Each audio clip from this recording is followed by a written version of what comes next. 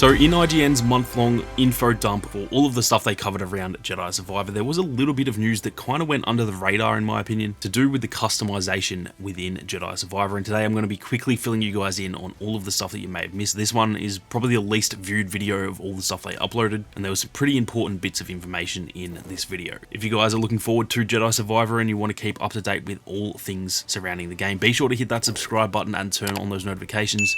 But with that being said, let's get stuck right into it. So IGN uploaded a video for some of the puzzle rooms, or specifically one puzzle room within Jedi Survivor, and there was a lot of different bits of information, but a lot of the stuff that I'm going to be talking about is to do with the customization. Now, the first thing that they mentioned is that a lot of these puzzle rooms are actually now optional, obviously in Jedi Fallen Order. I would say probably 90% of the puzzles in the game were pretty much critical path, which means you have to get past them to progress the story. There were some optional things here and there, but for the most part, almost everything in that game, except for like a few legendary creatures and all the extra stims and stuff like that, the majority of the stuff in that game was critical path. Now, the fact that they've made these optional is definitely very, very good for us as players. It means that one, if you don't enjoy puzzles, you don't have to do as many. There will still definitely be some throughout the actual story, but I would dare say that probably more than half of the puzzles in the game are going to be completely optional now, which is very, very good for those of you who don't enjoy the puzzles. But then on the other hand, for those of you who do enjoy puzzles, because these are optional, they have to still sort of give a reward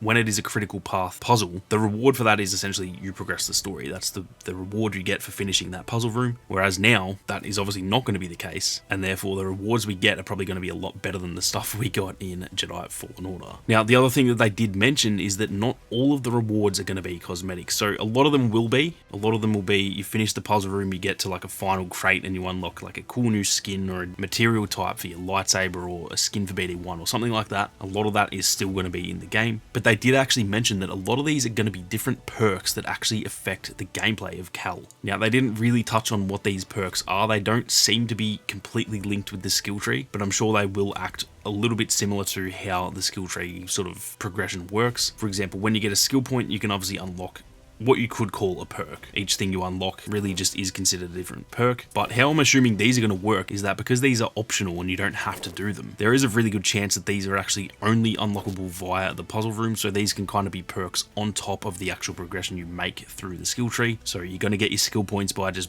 essentially battling enemies and progressing the story and all that kind of thing. And you'll level up the skill tree however you want. But then if you go and do one of these puzzle rooms, I'm going to assume that these perks are going to be like bonuses on top of the actual skill tree. So keep in mind that is all just speculation on my part as of right now, but they did kind of make it sound as though it's not going to be completely linked. And to be honest, even if it is completely linked with the skill tree, even then that is still a really good bonus, because you can still unlock something maybe that's a bit further along in the skill tree that you can't quite get to just yet. And so even if that is the case, even if these aren't pretty much exclusive to puzzle rooms, the fact you can unlock stuff a bit earlier and easier is definitely a very positive thing as well. In my opinion, this seems like a really, really good way to pretty much incentivize exploration. Like I said earlier, not everyone likes puzzles, and that is completely understandable. They do get very, very frustrating a lot of the time, but when you spend a lot of time putting stuff like that in the game, the devs are obviously going to want people to still explore those areas and do those puzzles. It would feel like a bit of a waste if they spend, however many months making all of these puzzle rooms and then no one wants to do them anyway. So you need to have some sort of incentive to actually go and do the puzzles. And this seems like a really good way where there's going to be pretty much like exclusive stuff that you can only unlock if you do these, where it's also not like something you desperately need to progress the story. Now, seeing as there will probably be a lot of puzzle rooms throughout the game, and like I said, a lot of them are going to be optional, but there will still be some that are critical path, I will be doing a puzzle room walkthrough for every single puzzle in the game if you guys are interested in that. I can generally tend to be a bit of a dumbass, so it may take me quite a while to actually figure them out for myself, but once I do figure them out, I will be doing a walkthrough for every single puzzle in the game. So if you guys are interested in that and you want some help with the puzzles to make sure you guys can get those different cosmetics and even these perks that they're talking about as well, be sure to leave a comment down below and let me know if that is something you guys are interested in, and I'll pretty much gauge the comments to see whether that is something that's worth doing. But that is going to do it for this video, guys. Just wanted to quickly bring that to your attention because I haven't really seen anyone talking about it just yet. If you did enjoy the video, be sure to hit that like button, and if you guys are new to the channel, then definitely subscribe with those notifications on so you don't miss out on any upcoming Jedi Survivor content. Thank you all very much for watching, and may the Force be with you always.